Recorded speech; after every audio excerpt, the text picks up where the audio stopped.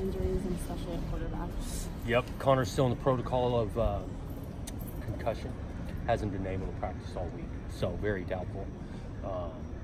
Luton's practiced a little bit, but at this point it'd be Coletto, and then we're hoping Luton's available. What about Jamar? Been practicing? Yeah, he's a go. He'll be out there. Do you think, in this respect, Luton's status is maybe any more clear than it was, say, against Cal when he was dressed last week? A little bit better. Okay. I think he's going to be, cleared to play, but limited in practice. So. And then looking ahead to Colorado, potentially with Laviska Shenault, still kind of in that 50-50 boat.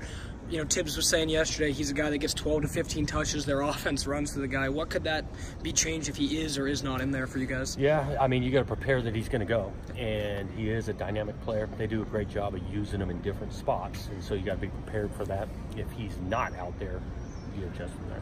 And what did you see last week when they played Washington without him in there, and they had one of their, struggles offensively, only put up 13 points? What were they missing maybe without him in there? Well, I think it's a little bit of who they were playing. Yep. I know that outfit. They're really good on defense. They had a couple opportunities, even in the run game, to have bigger plays, and they battled those guys. And so going up there to play is tough, and that defense is good. So we're not taking too much of that game. It's more of a look at the whole season. They've been really good at home. So it's an offense to be reckoned with. What have you tried to preach to your players in terms of, being hydrated and prepared to play at the altitude? That's obviously something unique Colorado has. You talk about hydration all the time, taking care of our bodies, sleep. With the elevation, the ball's going to go further, special teams wise, and all of that. So we've been talking about it. Steven Montez, talk about him, his ability to throw in and also run the ball. What the challenges that bring gifted. I mean, you just watch him.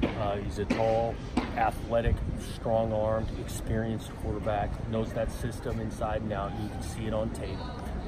So he's one of the better quarterbacks in this league, and we're going to have to do our best to be able to contain him. You're going into a homecoming weekend for them. Do you do more noise at practice, get the players more riled up for that atmosphere? We do the noise all the time, and there'll be some energy in that stadium. I've been in that stadium a couple of times, and it's a great place to play.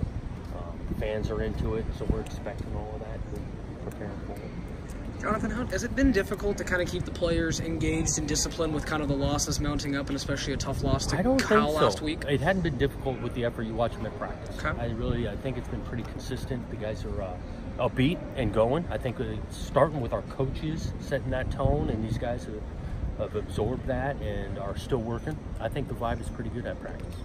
Is last year, would that not happen last year, kind of, or? Tough for me to say. I wasn't here, and it is something to overcome. I've been around some teams where we didn't win a bunch of games, and so it does get hard. But these guys are giving great effort and staying positive.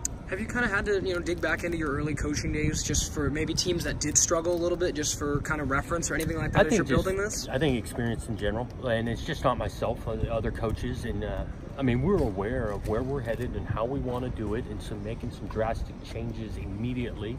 Because this league is tough, and knew this, things were not going to always go our way, and how you respond to it. And I think the players pick up on that.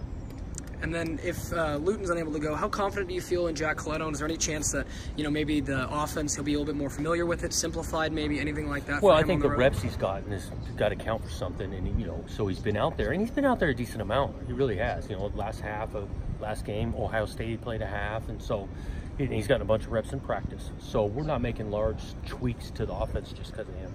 Jack talked this week about how he was more of a physical quarterback, going for it and things like that. Did you have to tell him to back off of that with the healthier quarterbacks? I think he learned a little bit last week, because he told me he was pretty sore.